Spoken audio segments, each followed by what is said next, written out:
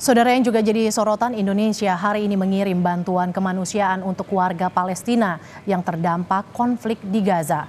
Bantuan tahap pertama ini berisi 51,5 ton yang terdiri dari bahan makanan, obat-obatan, dan logistik lainnya.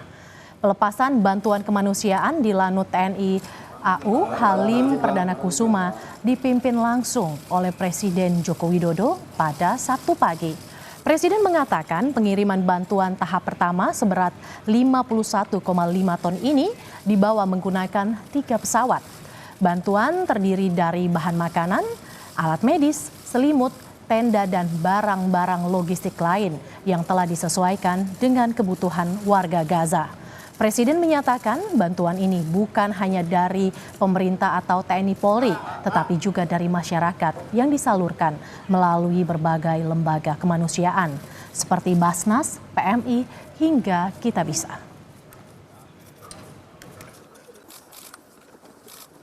Ini merupakan wujud solidaritas Indonesia, wujud kepedulian bangsa Indonesia terhadap kemanusiaan.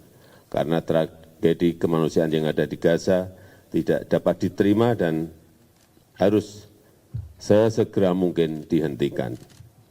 Saya ingin menekankan kembali bahwa Indonesia akan terus bersama perjuangan bangsa Palestina. Bagaimana kondisi di Gaza siang hari ini, saudara? Kita sudah terhubung melalui sambungan Zoom dengan relawan Mercy Fikri Rofiul Haq di Gaza. Selamat siang waktu Indonesia, Mas Fikri. Ini dengan Mercy di studio Orange Kompas TV. Mas Fikri, bisa digambarkan bagaimana kondisi di sana siang hari ini? Ya, selamat pagi waktu Gaza. Memang kondisi saat ini di jalur Gaza masih mencekam, di mana suara dentuman bom yang terus dilancarkan oleh pihak militer Israel terus membombardir ke seluruh jalur Gaza. Pada tadi malam saja ketika jam 7 sampai jam 9 malam, pihak militer Israel juga membom sekolah milik PBB yang ada di jalur Gaza Utara. Setidaknya 50 orang syahid ataupun meninggal, dan di antara mereka adalah 20 anak-anak dan juga perempuan. Semua korban lalu dilarikan ke Rumah Sakit Indonesia.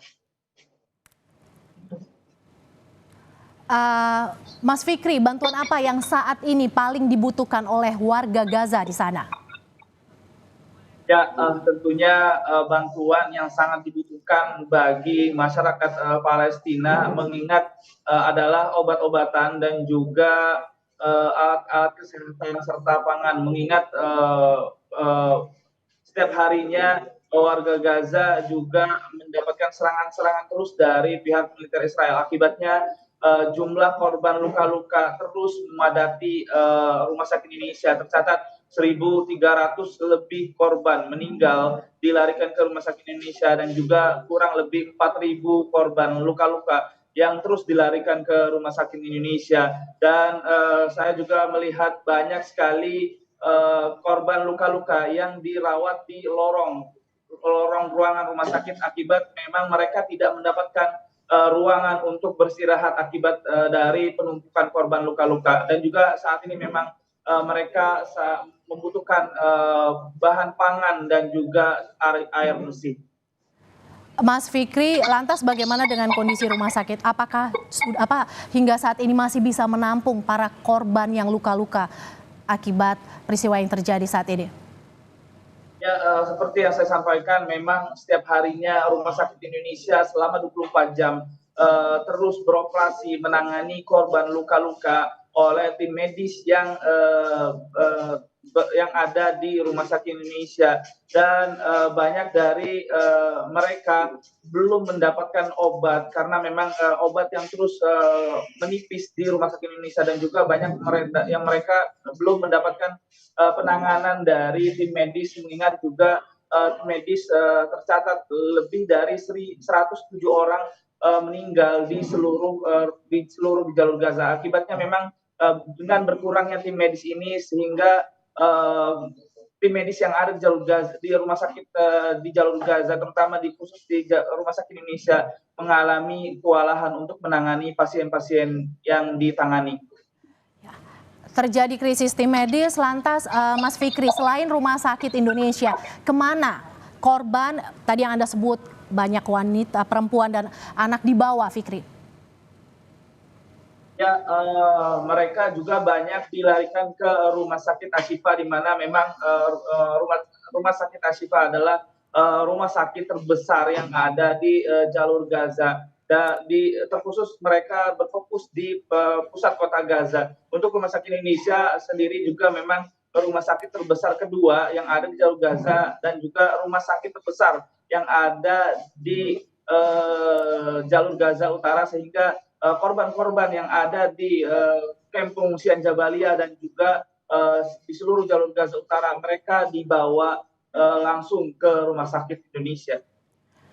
Mas Fikri, bisa Anda gambarkan bagaimana serangan yang terjadi? Beberapa terakhir Israel ini menargetkan lokasi-lokasi di dekat rumah sakit. Bisa Anda gambarkan seperti apa serangan yang terjadi?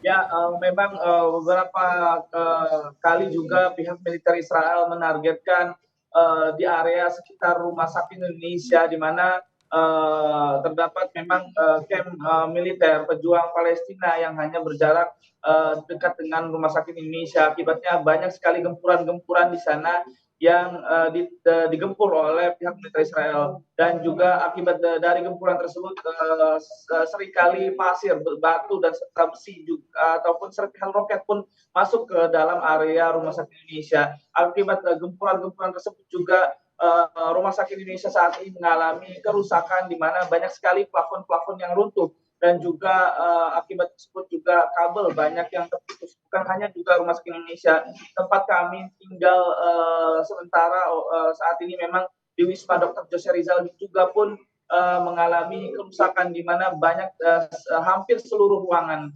mengalami kerusakan berat. Mas Fikri, lantas bagaimana dengan 7 WNI yang telah dievakuasi oleh Kemlu?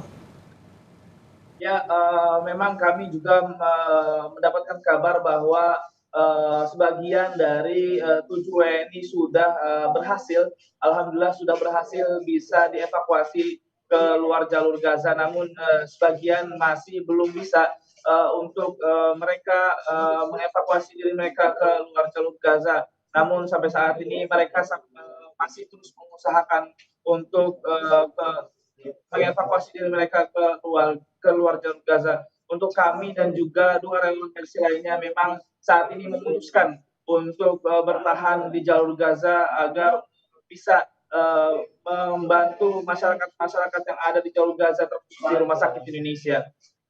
Ya. Ada 3 WNI relawan di sana, salah satunya Anda, Mas Fikri, yang masih bertahan untuk membantu di sana bersama 2 relawan lainnya? Ya, saya dan juga ada juga dengan Mas Reza Aldila dan juga Mas Farid Zanjabil Alayubi. Kami memang dari tim kerelawan kemanusiaan Mercy Emergency Rescue Committee. Kalau kita bisa menghitung dalam 1 hari Anda berada langsung di sana, Mas Fikri, ada berapa bunyi keras mungkin serangan yang bisa Anda hitung selama 24 jam terakhir terjadi, Mas Fikri? Ya, memang ini tergantung dengan serangan-serangan dari pihak militer Israel, di mana memang mereka biasanya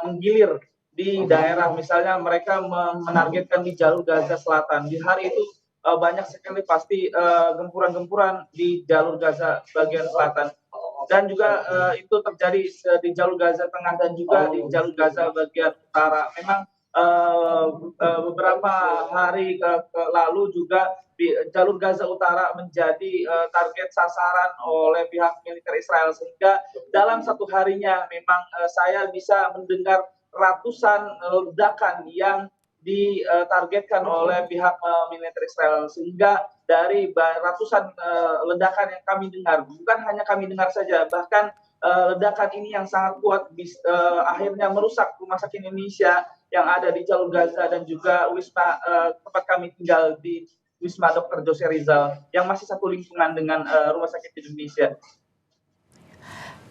Terima kasih relawan Mercy Fikri Rofiul Haq yang melaporkan langsung dari Gaza.